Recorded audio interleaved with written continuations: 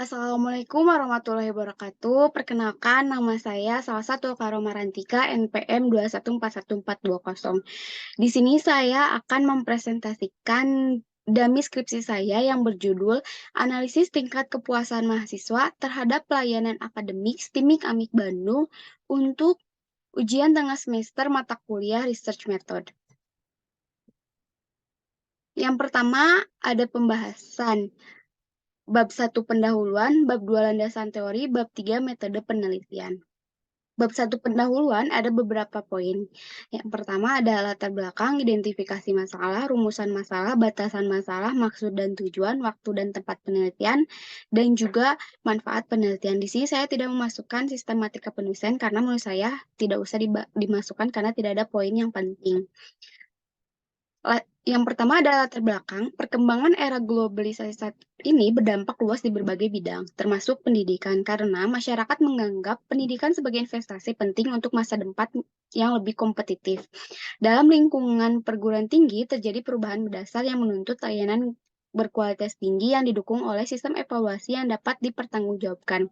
Pengendalian, penjaminan, dan perbaikan kualitas harus berjalan bersinergi melalui proses akreditasi oleh Badan Akreditasi Nasional Perguruan Tinggi. BAN-PT mewajibkan survei kepuasan mahasiswa terhadap layanan akademik di setiap perguruan tinggi sebagai upaya meningkatkan kualitas layanan dan menjaga keberhasilan lembaga tersebut. Kualitas perguruan tinggi sangat terkait dengan kepuasan mahasiswa sebagai pelanggan yang dapat diukur melalui pemahaman tentang kebutuhan pelanggan dan komitmen organisasi untuk memenuhinya. STIMIK Amik Bandung adalah perguruan tinggi swasta komputer pertama di Jawa Barat dengan 3 program studi unggulan. Yang pertama teknik informatika, yang kedua sistem informasi, dan yang ketiga desain komunikasi visual. Penelitian ini akan difokuskan pada program Sistem Informasi Angkatan tahun 2020-2023 karena mengingat minat yang signifikan dari masyarakat selama 2 tahun terakhir. Namun, peningkatan jumlah mahasiswa belum sebanding dengan peningkatan pelayanan akademik berkualitas. Kualitas layanan yaitu tangibles, reliability, responsiveness, assurance, dan empati. Kualitas layanan menjadi perhatian yang memerlukan analisis mendalam dan kajian komprehensif untuk memahami tingkat kepuasan mahasiswa terhadap pelayanan akademik di perguruan tinggi. Selanjutnya ada identifikasi masalah. Masalah ini mencakup evaluasi terhadap tingkat kepuasan mahasiswa terhadap berbagai aspek pelayanan akademik seperti reliability, responsiveness, assurance, empati, dan tangibles.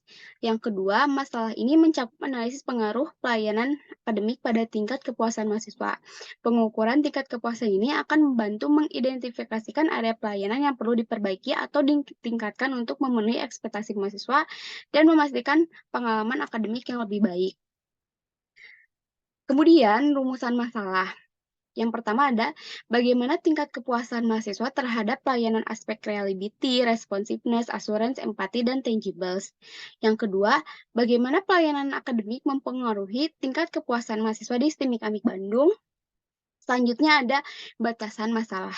Penulis hanya memeriksa tingkat kepuasan mahasiswa pada pelayanan akademik STIMIK Amik Bandung, khususnya untuk mahasiswa sistem informasi, program studi sistem informasi angkatan tahun 2020-2023 untuk mahasiswa S1. Maksud dan tujuannya, maksudnya yang pertama adalah untuk mengetahui sejauh mana mahasiswa merasa puas terhadap berbagai aspek pelayanan yang diberikan oleh STIMIK Amik Bandung, yang dapat diukur berdasarkan beberapa dimensi pelayanan. Yang kedua, ada menganalisis pengaruh yang dimiliki oleh pelayanan akademik yang diberikan oleh STIMIK Amik Bandung terhadap tingkat kepuasan mahasiswa. Selanjutnya ada tujuannya. Yang pertama ada tujuannya untuk mengetahui berapa persen tingkat kepuasan mahasiswa terhadap pelayanan aspek reliability, responsiveness, assurance, empati, serta tangibles. Yang kedua, untuk mengetahui pengaruh pelayanan akademik STIMIK Amik Bandung terhadap mahasiswa. Waktu dan tempat penelitiannya, penelitian ini dilaksanakan selama 4 bulan pada bulan September sampai dengan bulan Desember 2023 yang berlokasi di STIMIK Amik Bandung, Jalan Jakarta nomor 28, Kebonwaru, Kecamatan Batu-Nunggal, Kota Bandung, Jawa Barat 40272. Kemudian ada manfaat penelitian. Untuk perusahaan, penelitian ini membantu perusahaan memahami dengan lebih baik apa yang diinginkan dan diharapkan oleh mahasiswa dalam hal pelayanan akademik. Hal ini memungkinkan perusahaan untuk menyesuaikan strategi dan pelayanan mereka sesuai dengan kebutuhan mahasiswa. Dengan memberikan wawasan tentang informasi, pelayanan yang perlu ditingkatkan fokus pada aspek-aspek kritis yang mempengaruhi kepuasan mahasiswa. Perusahaan dapat melakukan perubahan dan peningkatkan pada layanan akademik yang mereka berikan, mengarah pada peningkatan kualitas keseluruhan.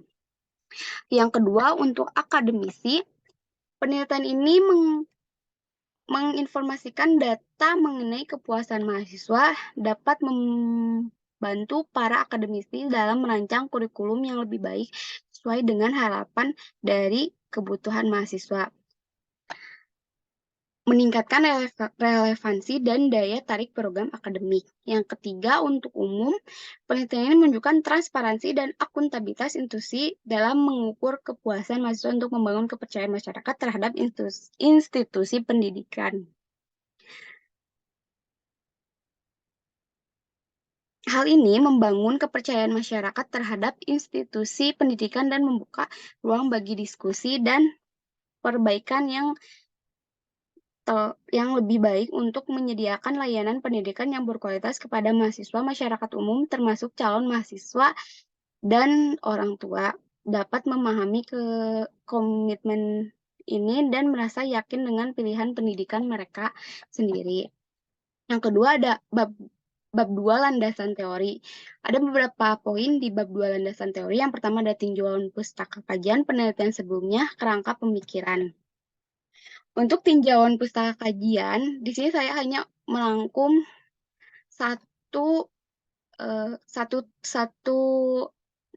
tokoh saja. Untuk lebih lengkapnya bisa melihat laporan skripsi DAMI saya. Yang pertama ada kepuasan. Kepuasan pelanggan adalah perasaan senang atau kecewa seseorang yang berasal dari perbandingan antara kesannya terhadap kinerja atau hasil suatu produk dengan harapan-harapannya menurut Winarsih et al. Tahun 2020. Yang kedua ada mahasiswa. Mahasiswa dapat didefinisikan sebagai individu yang sedang menuntut ilmu di tingkat perguruan tinggi, baik negeri maupun swasta atau lembaga lain yang setingkat dengan perguruan tinggi menurut Siswoyo tahun 2022. Kepuasan mahasiswa.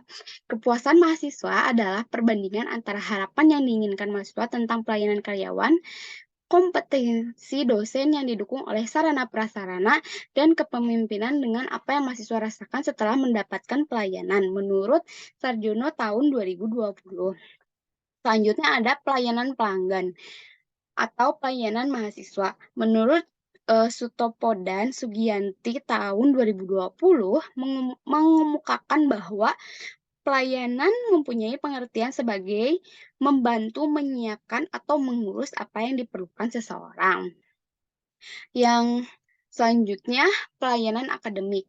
Menurut Kotler dan Lee tahun 2020, layanan akademik adalah setiap kegiatan yang ditawarkan dan dilakukan baik secara fisik maupun logik, dan pelayanan yang ditawarkan oleh pihak akademik atau admisi kepada mahasiswa dan sivitas akademika yang lain pada dasarnya tidak menghasilkan kepemilikan. Selanjutnya, yang terakhir ada SIAKAD. Sistem Informasi Akademik adalah perangkat lunak digunakan untuk menyajikan informasi dan menata informasi yang berhubungan dengan kegiatan akademik. Selanjutnya ada penelitian sebelumnya. Di sini saya akan menyampaikan nama peneliti dan judul peneliti saja. Untuk lebih lengkapnya bisa dilihat di laporan skripsi DAMI saya. Yang pertama, nama penelitinya yaitu Yetri tahun 2022. Judul penelitinya Analisis Tingkat Kepuasan Mahasiswa Terhadap Kualitas Jasa atau Pelayanan Akademik FTA IAIN Raden Intan Lampung. Yang kedua ada nama peneliti Taman DKK tahun 2021. Judul penelitinya Analisis Kualitas Pelayanan Kepuasan Mahasiswa pada Fakultas Ekonomi Universitas Negeri Yogyakarta. Yang ketiga ada nama penelitinya yaitu M. Joko Triyono tahun 2020. Judul penelitinya Kepuasan Mahasiswa Terhadap Layanan Administrasi Akademik Fakultas Tabliyah IAIN Wali Songo Semarang. Kemudian yang terakhir ada kerangka pemikiran. Bersumber pada latar belakang baik permasalahan, identifikasi masalah, berikut hipotesis dalam penelitian ini, di mana variabel X pelayanan ataupun variabel yang pengaruh terhadap variabel yang dipengaruhi yaitu Y atau kepuasan mahasiswa. Untuk di bab terakhir, yaitu bab 3, ada metode penelitian. Ada beberapa poin di bab 3 metode penelitian, yaitu pendekatan penelitian, jenis dan sumber data, instrumen pengumpulan data, operasional variabel penelitian, populasi dan sampel, uji hipotesis, teknik analisis data. Yang pertama ada pendekatan penelitian. Penelitian ini menggunakan pendekatan kuantitatif, di mana metode kuantitatif digunakan untuk meneliti pada populasi atau sampel tertentu. Yang pertama ada jenis penelitian, menggunakan penelitian lapangan yang bertujuan untuk mempelajari secara sungguh-sungguh. Peneliti ini juga menggali data yang bersumber dari tempat lokasi, yaitu akademis, STIMIK, AMIK Bandung. Yang kedua ada sifat penelitinya. Bersifat deskriptif analis, tujuannya untuk menggambarkan isi sesuai efektif saat ini. Selanjutnya ada jenis dan sumber data. Yang pertama ada primer. Data primer di penelitian ini ialah data berisi jawaban angket atau kuesioner penelitian yang diberikan untuk sampel mahasiswa Sistem Informasi STIMIK AMIK Bandung.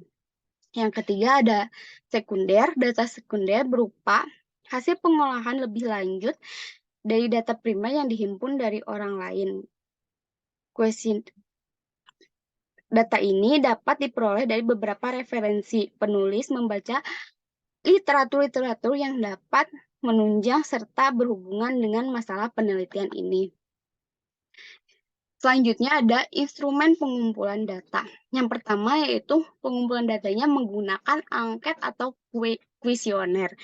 Kuesioner merupakan metode pengumpulan data dengan memberi seperangkat pertanyaan responden. Kuesioner bersifat tertutup. Kuesioner dibagikan kepada responden ialah mahasiswa Sistem Informasi STIMIK AMIK Bandung angkatan 2020 sampai 2023 menggunakan skala Likert. Di sini ada beban atau bobot atau gradiasi.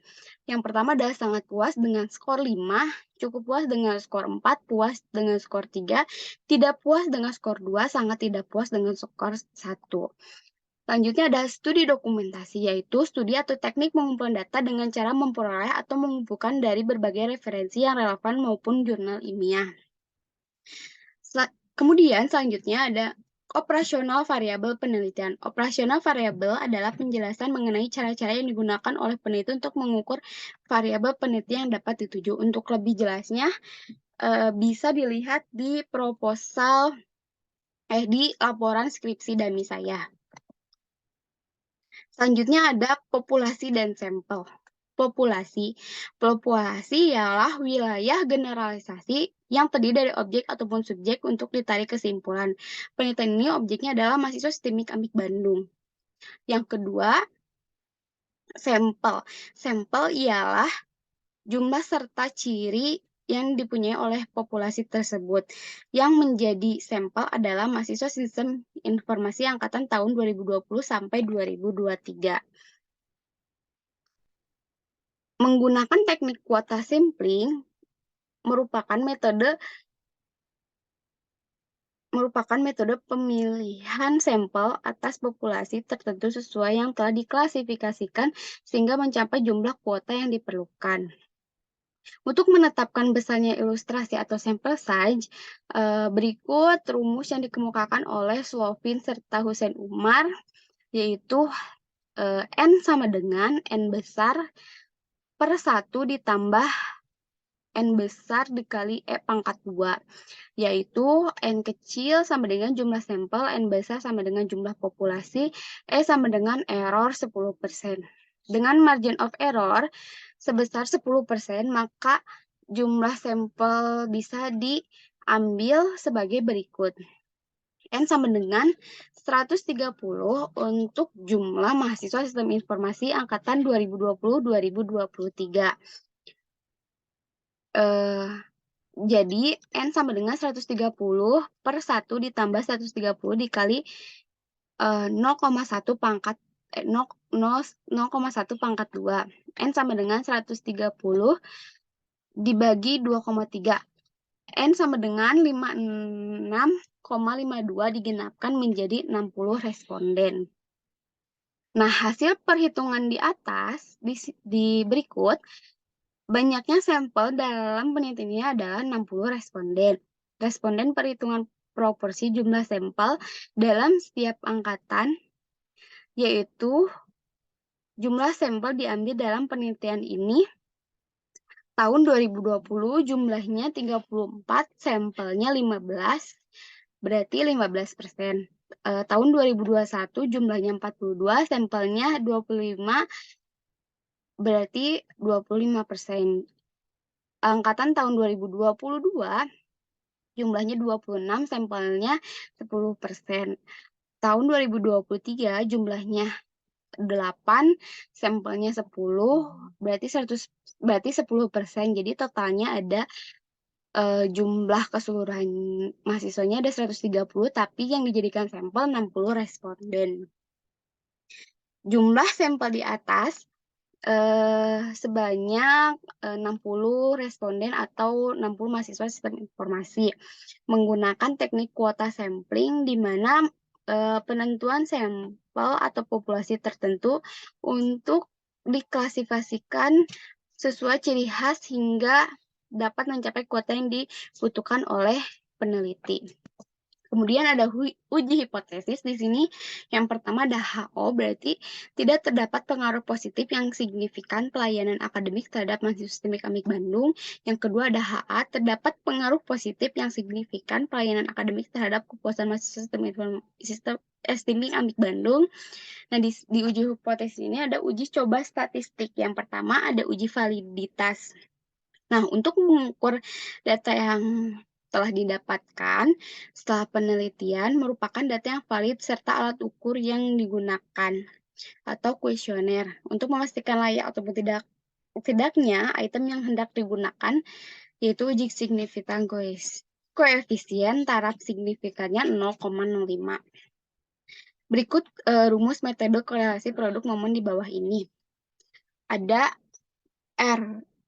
RXY sama dengan N sigma XY dikurangi sigma X dikali sigma Y per akar N sigma X pangkat 2 dikurangi sigma X pangkat 2 dikali N sigma Y pangkat 2 dikurangi sigma Y pangkat 2.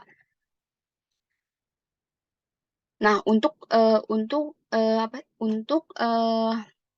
penjelasan lebih lanjutnya bisa dilihat di laporan skripsi dari saya.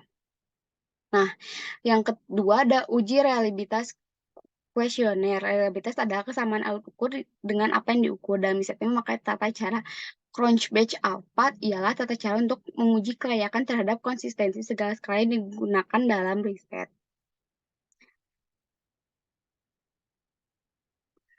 Suatu instrumen riset bisa dikatakan sudah reliable apabila nilai koefisien reliabilitasnya 0,6 serta tidak reliable bila sama dengan ataupun di bawah 0,60 dengan menggunakan software SPSS tipe 22.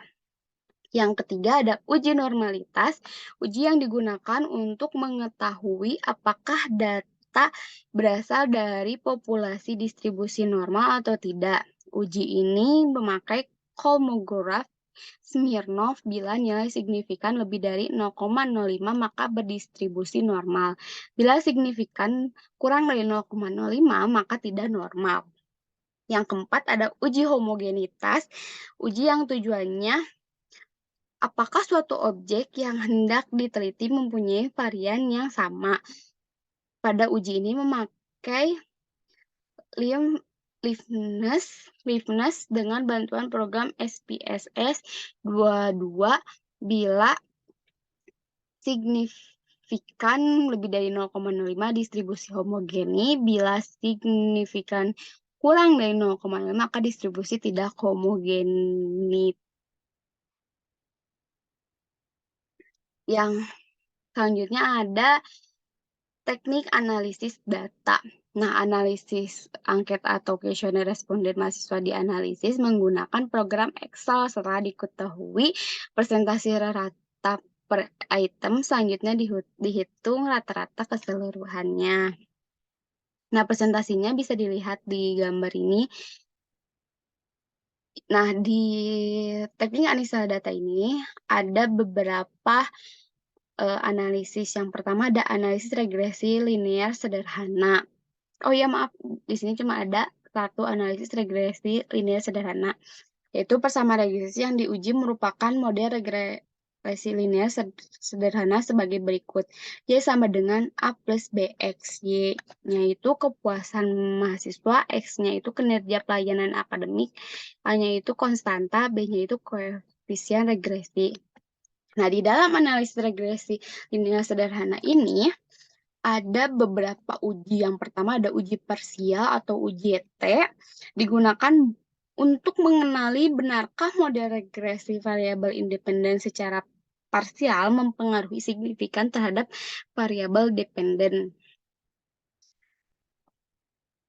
Pengujian ini memakai tingkatan signifikan 5% serta membandingkan antara T hitung dengan T tabel.